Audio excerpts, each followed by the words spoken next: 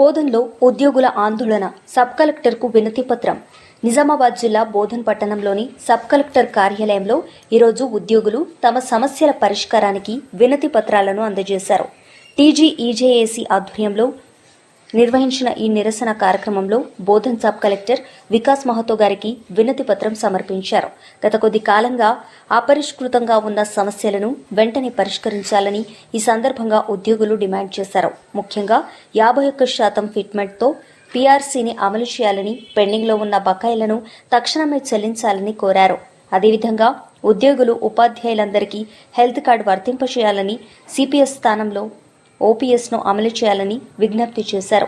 ఇంకా 1/9/2004కు ముందు నియమించబడిన ఉద్యోగులు, ఉపాధ్యాయులందరికీ పాత పెన్షన్ విధానం వర్తింపజేయాలని కూడా కేంద్ర ప్రభుత్వానికి విజ్ఞప్తి చేశారు.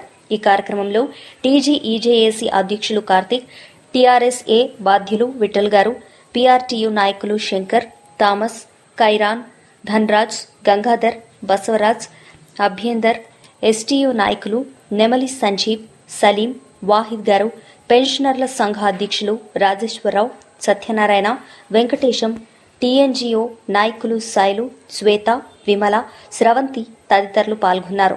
సుమారు 100 మంది ఉద్యోగులు ఈ నిరసన కార్యక్రమంలో పాల్గొని తమ ఆవేదనను వ్యక్తం చేశారు. ప్రభుత్వం వెంటనే స్పందించి సమస్యలను పరిష్కరించాలని వారు డిమాండ్ చేశారు.